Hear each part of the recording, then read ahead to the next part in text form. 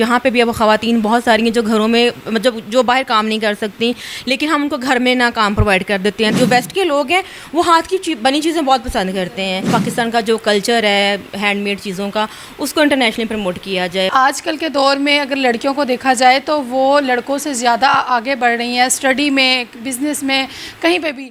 अस्सलाम वालेकुम 89 न्यूज़ के साथ मैं हूँ सादिया बुखारी। नाज़रीन, आज मैं आपको एक ऐसी खातून से मिलवाने जा रही जिन्होंने एक छोटे से सेटअप से अपना काम स्टार्ट किया और आज माशाल्लाह उनको काम करते हुए 3 साल गुजर चुके हैं। एक फ़ाउंडेशन चला रही हैं, एक फ़ाउंडेशन के साथ काम भी कर रही हैं।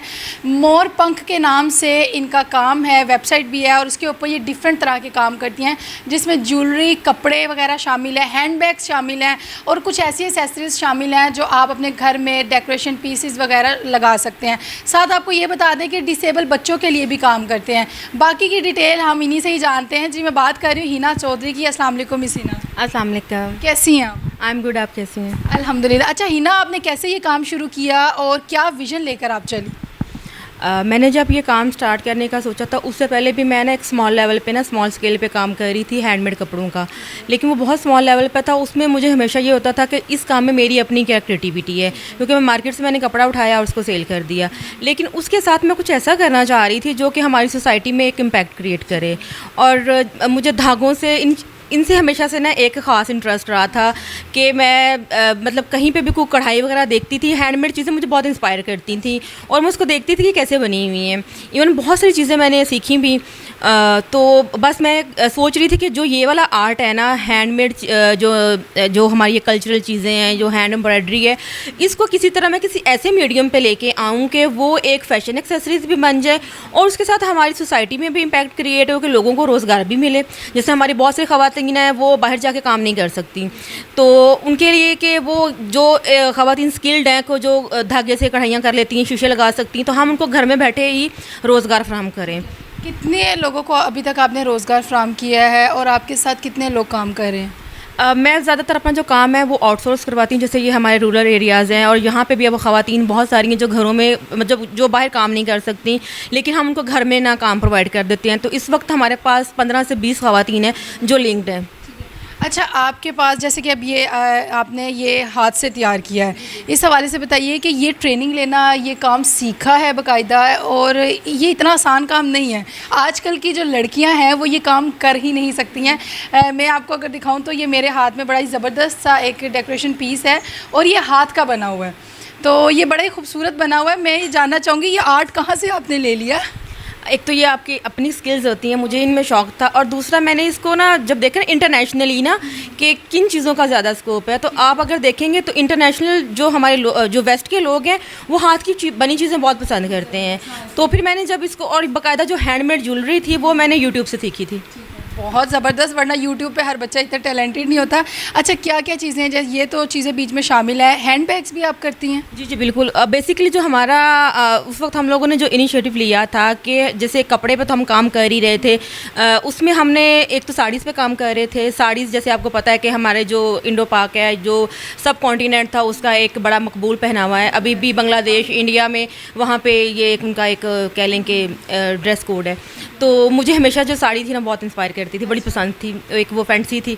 तो उसको पाकिस्तान में रिवाइव करने का सोचा कि मैं ऑलरेडी कपड़े पे बहुत लोग काम कर रहे हैं, तो क्यों ना मैं किसी ऐसे कपड़े को या एक ऐसी चीज़ को पकड़ूं जिस पे ज़रा कम काम हो रहा है। तो फिर साड़ी को चूज़ किया और साड़ी में ही हम लोगों ने सोचा कि जैसे एक विंटेज साड़ीज़ होती हैं, क्योंकि जो साड़ी है वो एक तरह से एक जनरेशनल जो कहते हैं एक एसेट है कि इसको नस्ल दर नस्ल लोग पहनते हैं। ख़वातीन, दादी, नानी हमारी सब वो पहनती हैं, वहाँ से हमारे पास में ट्रांसफॉर्म होके आती हैं। तो इस एसेट को भी ना एक तरह से ना प्रिजर्व किया जाए।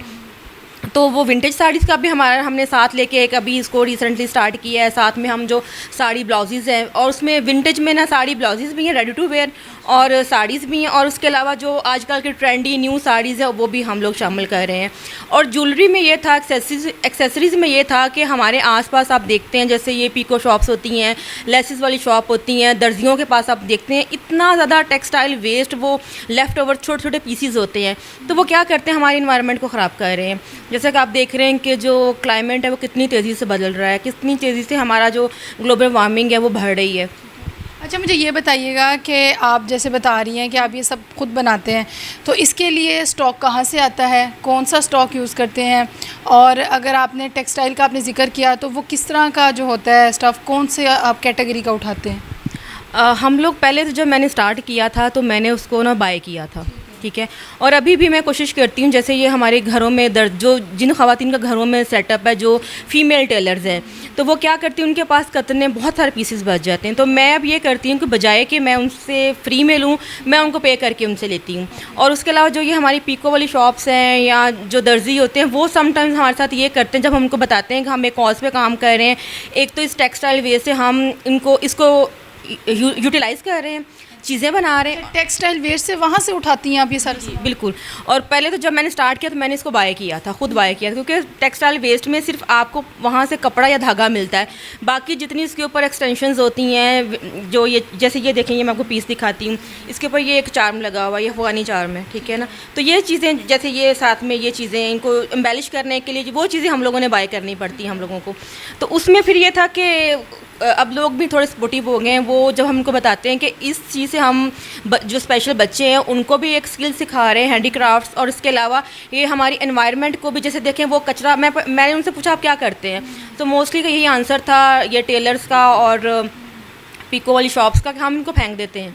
अच्छा, आपने बताया कि आप टेक्सटाइल वेस्ट से ये सारा कुछ उठाते हैं, तो वहाँ पे आपको बाय करना पड़ता है, और अगर बाय करते हैं तो वो कितनी अमाउंट होती है? कुछ ज़्यादा एक्सपेंसिव हो जाती है या नॉर्मल आपको मिल जाता है? नहीं, मुझे वो नॉर्मल प्राइस में मिल जाता है। शुरू में तो वो मुझे फ्री में दे देते थे, लेकिन फिर बाज़ का था, अब जब आप लोगों को अपने साथ एसोसिएट करते हैं, उनको जोड़ते हैं, तो जब उनको अगर एक बंदा मेरे लिए थोड़ी एफर्ट कर रहा है, वो सारे पीसेस इकट्ठे कर रहा है, तो वो उसको भी हमने एक तरह से दिया कि आप इकट्ठे करें और आप हमें दे दिया करें। अच्छा, क्या रिस्पॉन्स आता है लोगों का और उन लड़कियों का जब वो आपको ऐसे हैंडमेड काम करते हुए देखती हैं, तो क्या एक उनके अंदर विजन जागता है कि हमें ये चीज़ें करनी चाहिए? नहीं, मैंने जब ये काम स्टार्ट किया था तो मेरी जो फर्स्ट एग्जीबिशन थी वो मैंने हरियाली मार्केट में की थी।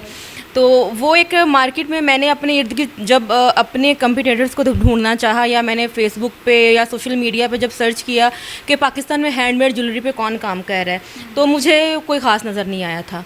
अब वो एक चीज़ जो ऑलरेडी मार्केट में नहीं है, तो उसको मार्केट में इन करना वो एक बहुत मुश्किल काम था मेरे लिए ना, कि लोगों को अवेयरनेस नहीं थी। वो टिपिकल जो ज्वेलरी है उसके ऊपर ही थे। फिर उसके बाद मैंने कुछ बिज़नेस जो थी ट्रेनिंग्स ली, वर्कशॉप्स अटेंड की, वहाँ से फिर मुझे पता लगा कि मेरी टारगेट ऑडियंस क्या है, और इस वाली ज्वेलरी को और इन चीज़ों को रिटेल में लाने में हमें बहुत मसला हुआ। लेकिन में ऐसा हुआ है कि हिम्मत हार गई, नहीं हो रहा, क्योंकि बड़ा मुश्किल काम होता है। और मैं आपको एक बात बताऊं, जब हम हैंडमेड कोई चीज़ क्रिएट कर रहे होते हैं, वो क्योंकि पर्सनली जो उसकी फ़र्स्ट प्रोटोटाइप होती है मैं खुद बनाती हूँ, उसका डिज़ाइन मैं खुद बनाती हूँ।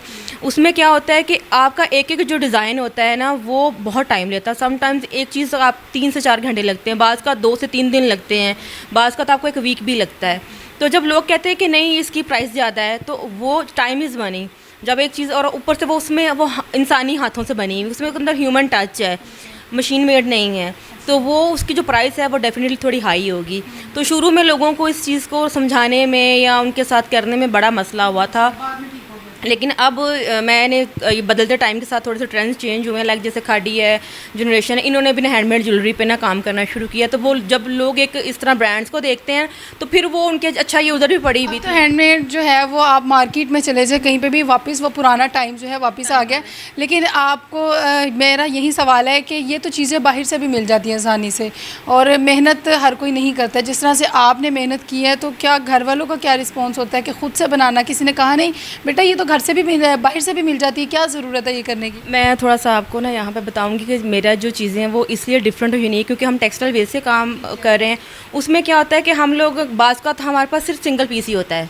हमारी जो यूएसपी वो ये है कि जो हमारा यूनिक सेलिंग पॉइंट है वो ये है कि हमारी जो चीज़ें हैं वो समटाइम 1 पीस है, क्योंकि वो चीज़ें आपने वेस्ट से क्रिएट की हैं या आपने एक डिज़ाइन क्रिएट किया है, तो वो बाज़ का तो आपको सेम मटेरियल नहीं मिलेगा।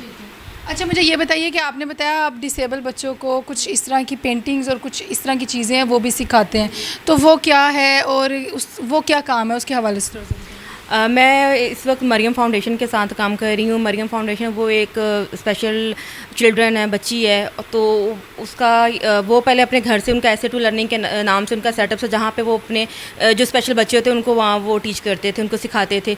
अब उन्होंने अपना स्पाइस कुजीन के नाम से बिज़नेस स्टार्ट किया है कुकिंग का। तो मैं वहाँ पे मरियम को इस तरह सपोर्ट कर रही हूँ कि हम लोग जो स्पेशल दूसरे बच्चे होते हैं हम उनको हैंडीक्राफ्ट सिखा रहे हैं कि जैसे ये वेस्ट से चीज़ें बनाना सिखा रहे हैं। वेस्ट से वो फ्रेम्स बना सकते हैं, ये आर्ट की बॉटल्स बना सकते हैं। वेस्ट से वो जैसे टेक्सटाइल वेस्ट है उससे क्या कर सकते हैं, बटन्स बना सकते हैं, ज्वेलरी क्रिएट कर सकते हैं। तो इस तरह जो डिसेबल बच्चे हैं, स्पेशल बच्चे हैं, वो एक मेन स्ट्रीम में आके अपने लिए एक रोज़गार है वो एक अपने पाँव पे खड़े हो सकते हैं।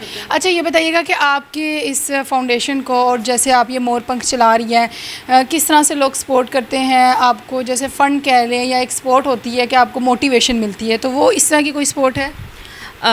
सपोर्ट इस तरह के फ़िलहाल तो जो अभी खुद ही कर रहे हैं, लेकिन लोग सपोर्ट इस तरह कर रहे हैं। मरियम फाउंडेशन को लोग इस तरह सपोर्ट करना शुरू हो गए हैं क्योंकि उसका फूड का काम है। तो हमारी ये कोशिश है कि वो उसको ज़्यादा से ज़्यादा ऑर्डर करें ना।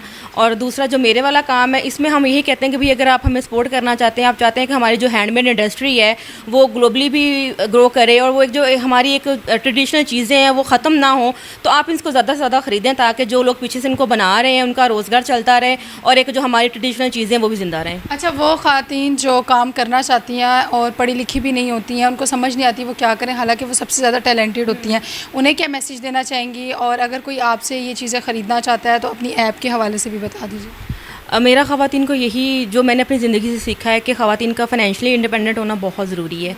और अल्लाह पाक ने ना हर इंसान के अंदर कोई ना कोई स्किल, कोई ना कोई टैलेंट ज़रूर रखा है और आप अपने उस स्किल को, अपने उस टैलेंट को खुद पहचानें सबसे पहले और फिर उसके ऊपर काम करें कि आप सबसे अच्छी क्या चीज़ कर सकती हैं और उसको मार्केट में फिर उसके ऊपर काम करें। ठीक है, अगर पॉसिबल है तो उसकी कोई प्रोफेशनल उसका कोई नॉलेज लें और उसी को अपने लिए अपना वो बना लें, रोज़गार का ज़रिया अपने लिए वो बिज़नेस के तौर पे उसको अपनाएं। अच्छा, मुझे अपना विज़न बताइएगा कि आपको क्या, अब जैसे आपको 3 साल काम करते हुए हो गए हैं, तो क्या विज़न है कि मज़ीद इसको किस लेवल पे ले जाना चाहती हैं? आफ्टर सम ईयर कह लें, 2 ईयर कह लें।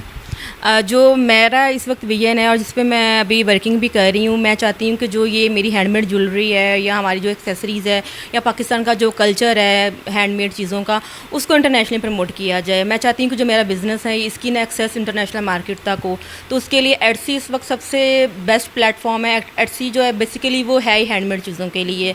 तो मैं आजकल एटसी का एक कोर्स भी कर रही हूँ और जो मेरा नेक्स्ट टारगेट है वो इंटरनेशनल मार्केट में ना अपनी चीज़ों को ना वो टारगेट करना है, वहाँ पे उनके लिए एक जगह ढूंढनी है। Thank you so much Hina, आपकी सोच बहुत अच्छी लगी है और अल्लाह ताला आपको कामयाबी दे।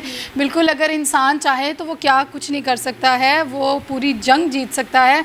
और आजकल के दौर में अगर लड़कियों को देखा जाए तो वो लड़कों से ज़्यादा आगे बढ़ रही हैं, स्टडी में, बिज़नेस में, कहीं पे भी। लेकिन उसके लिए शर्त ये है कि आपके पास स्किल्स होना ज़रूरी है, आपकी एजुकेशन होना ज़रूरी है, आपको अपने इरादों में मुस्तकिल मिजाज होना बहुत ज़्यादा ज़रूरी है और उसके बाद मायूस नहीं होना। अगर आप मायूस नहीं होंगे, जैसे हिना ने बताया कि मैं हिम्मत हारी और मैंने फिर अपने आप को स्टैंड किया कि नहीं मैंने करना है, तो अपना विजन क्लियर करें, फिर ही आप ज़िंदगी में आगे कामयाब हो सकते हैं। इसी के साथ सादिया बुखारी को इजाज़त दीजिए। अल्लाह हाफिज़।